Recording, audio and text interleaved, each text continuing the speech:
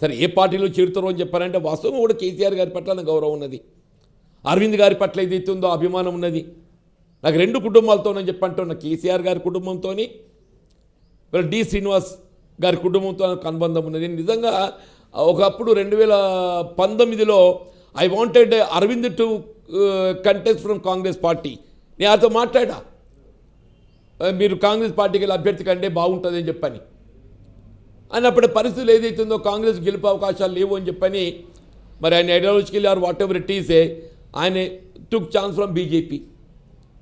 అప్పుడు బీజేపీ పరిస్థితుల్లో Congress party BJP అభ్యర్థి అరవింద్ గెలుపు కోసం కూడా జీవన్ రెడ్డి ప్రయత్నం చేశారంటారు, నిజమేనా? అది ఇప్పుడు ఎవరి గెలుపు కోసం ఎవరు ప్రయత్నం చేయరు.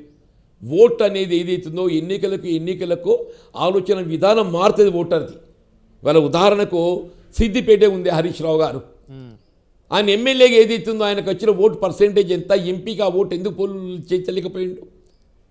ఆయననైతే ఆయన సిద్దిపేటలో ఆయన ప్రభావం తగ్గాలని కోరుకోడు కదా. అవును, ఇప్పుడు నిజంగానే మీరు అన్నట్టు 2019లో అరవింద్ గారు గెలవాలి, సరే నాకు కవిత గారు గెలవాలని ఉండదు, నా ఓటమి ప్రధాన కారకురాలు కవిత గారు అంటే ఒక భావన కలిగి ఉన్నా కాబట్టి వారు గెలవాలని నాకు ఉండదు, కాంగ్రెస్ గెలవాలని ఉంటుంది. అవును, కాంగ్రెస్ గెలవలేని పరిస్థితులలో మరి టీఆర్ఎస్ గెలిచి ఆ అవకాశాలు మెరుగైతే కావచ్చు.